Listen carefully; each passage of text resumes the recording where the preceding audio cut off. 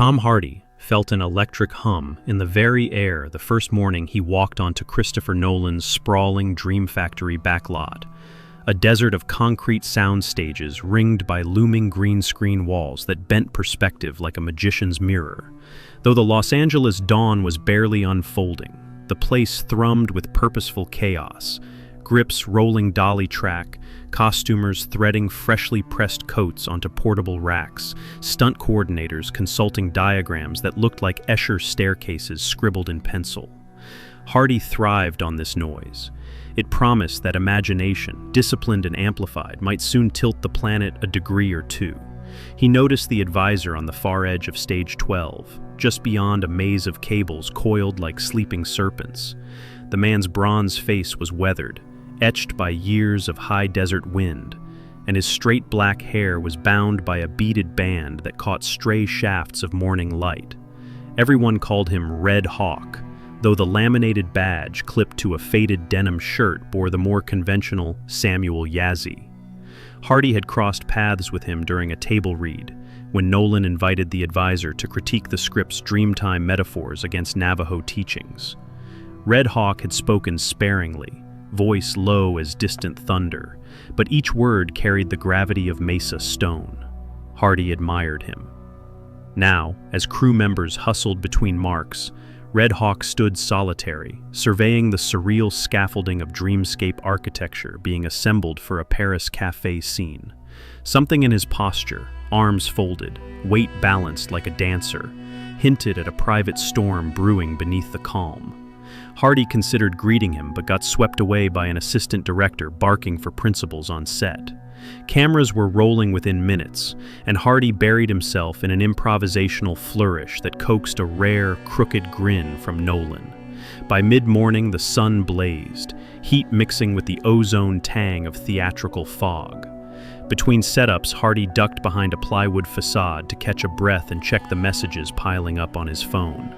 He never saw the figure approaching until a gruff voice, low and urgent, rasped behind him. "You're meddling in things you don't understand, Englishman. Keep your distance." Red Hawk's silhouette filled the narrow alley, eyes smoldering with something dangerously close to accusation.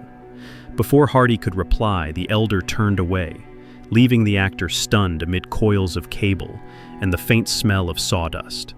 The warning rattled Hardy far more than he let on.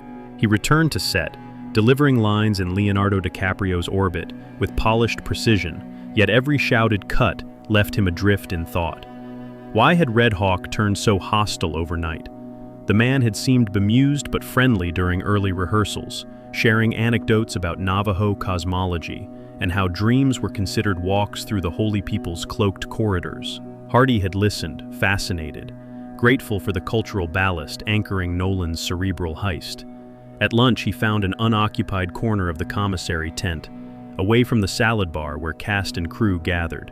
He replayed Red Hawk's words, tasting their bitterness. "Keep your distance."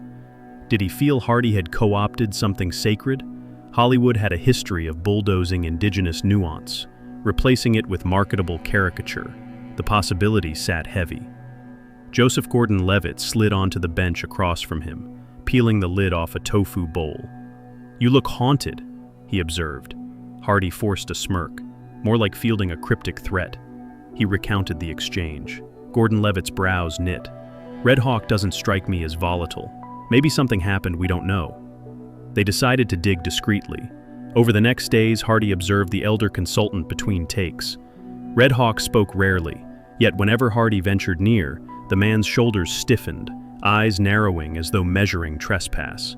Crew members noticed the tension. Whispered speculation bloomed. One rumor claimed Hardy had demanded changes to a ritualistic gesture Red Hawk proposed for a dream totem scene, belittling its importance. Another insisted the actor had mocked a ceremonial chant. Hardy knew both were false, but rumors thrived in the vacuum between silence and explanation. Pressures mounted when Nolan scheduled the multi-stage corridor fight, a logistical monster involving rotating hallways and zero-gravity harness rigs. Hardy's role required impeccable timing opposite Joseph, but his concentration kept splintering under Red Hawk's silent censure. During a dry run, he misstepped, hyperextending an ankle. Pain flared, production halted, medics swarmed. The afternoon wrapped early, costing the studio tens of thousands. That evening, Hardy limped through the trailers until he reached Red Hawk's. The door was ajar, lamplight spilling across a worn journal adorned with turquoise cabochons. He knocked. "We need to talk." "The truth," Hardy said. "Whatever offense I've given, I need to understand. Until then, I'll keep stumbling, and that hurts more than the ankle." Red Hawk gestured for him to sit inside. The interior was sparse, a single cot, a wooden flute, and photographs of Monument Valley sunsets. Hardy felt suddenly young, humbled. Red Hawk appeared, calm yet guarded. "Words can heal or wound. Which do you bring?" Red Hawk began, voice soft. "When Nolan hired me, he promised our beliefs would be honored, not mined for spectacle. I watched you study every note, and I believed him. But yesterday, props delivered a replica of a Navajo Ghostway mask to be used as exotic set dressing. Those masks are medicine, created only for ceremony, then destroyed. I told them it was wrong, but someone said Hardy requested it personally." Hardy's stomach lurched. He remembered sending the art department a late-night email. "Need a more authentic dream artifact, something indigenous, maybe a ceremonial mask." He hadn't specified tribe or protocol, assuming they'd research ethically. In his quest for immersion, he had opened a door he did not comprehend. "I never meant disrespect," he whispered. "Ignorance isn't an excuse, but I'll make it right." Red Hawk studied him. "Intent matters, but action matters more. Will you face the people you misled?" "Tell me how." The advisor retrieved a small sand painting kit and a pouch of corn pollen. "At dawn, meet me on the empty stage 5. You'll listen, not speak." Hardy agreed, nerves jangling. That night he could not sleep. He searched academic databases, reading about the night chant, skinwalkers, the sanctity of sand paintings, cultural constants Hollywood routinely twisted. Every paragraph felt like another stone in his chest. Before light broke, he hobbled to stage 5, an unused cavern echoing with distant traffic. Red Hawk waited, surrounded by concentric circles of sand, ochre and lapis swirls, forming symbolic mountains and water lines. He motioned Hardy to sit opposite. The elder spoke in measured tones about hózhó, balance, beauty, harmony. He explained how dreams were communal stories, not commodities, and that wielding sacred imagery without permission ruptured the spirit of the tale. For 2 hours, Hardy listened, his throat thick. When Red Hawk poured pollen into Hardy's palm and instructed him to release it toward the east, the actor felt something shift, a relinquishing of vanity, a realignment of purpose. Production resumed with new sensitivity protocols. The mask was removed, replaced by an abstract sculptural totem that owed no debt to any real culture. Hardy insisted on presenting a formal apology to cast and crew, owning his misstep. Some tabloids spun the event as Method Star's mystic meltdown, but within the set, respect deepened. Days later, Nolan shot the Snow Fortress sequence in Alberta. On location, Hardy found himself huddled in -20 degrees, alongside Red Hawk, who had joined to oversee DreamLogic continuity. A blizzard pinned them inside a canvas warming tent, and conversation drifted. Red Hawk spoke of his granddaughter's battle with leukemia, and how medical bills encroached on sacred land he hoped to buy back for his family. Hardy felt a tug. He had just renegotiated his contract, netting a handsome bonus. That night, he wired a silent donation through a friend's foundation, wiping out the bills in one keystroke. When filming wrapped, Nolan threw a party under strings of Edison bulbs. Red Hawk arrived late, wearing a bolo tie shaped like a soaring eagle. Hardy intercepted him, pressing a sealed envelope into his hand. "For your granddaughter," he murmured. The elder started to refuse, but Hardy added, "You taught me hózhó, let me honor it." Tears glimmered in Red Hawk's eyes before he embraced the actor with surprising strength. Months passed. Inception premiered to thunderous acclaim, dreamscapes pirouetting across IMAX screens worldwide. During the London press junket, a courier delivered Hardy a charcoal sketch. 2 figures, one English, one Navajo, standing on either side of a spiral that blended into a single path. At the bottom, Red Hawk had inscribed, "Now our stories walk together." Late one night, Hardy thumbed the sketch's rough edges, recalling the threat that was never a threat at all but a mirror. He framed it above his writing desk as a compass, reminding him that authenticity demanded humility. Whenever new scripts arrived promising exotic allure, Hardy lifted his gaze to the spiral and asked himself whether the journey served beauty or simply commerce. If the answer faltered, he walked away. Years later, the actor would recount the incident during a masterclass at the British Film Institute, urging young artists to be brave enough to admit you don't know and brave enough to ask whom it matters to. He didn't name Red Hawk, honoring the elders' preference for privacy, but the lecture became legend, circulating among production crews as the Hardy Principle. Meanwhile, Red Hawk's granddaughter, Annalisa Yazzie, entered remission. With the land reacquired, she established a filmmaking workshop on the reservation, bridging oral tradition and modern cinema. Hardy visited anonymously one spring, coaching teens on character work under a cottonwood that hummed with cicadas. When he departed, he left behind a stash of cameras and a note. "Dream in circles, not lines." In Hollywood, the ripples extended. Art department veterans from Inception started a reference guild, requiring cultural consultants on any project invoking identity-sensitive imagery. Studios grumbled about costs until box office numbers proved audiences rewarded authenticity. One morning, scrolling Variety, Hardy saw a headline: Indigenous-led thriller Echo Paths greenlit by Nolan protégés. The script came from Annalisa's workshop. Hardy laughed aloud, a sound bright as breaking glass, then phoned Nolan. "Chris, I may have a project for us to nurture."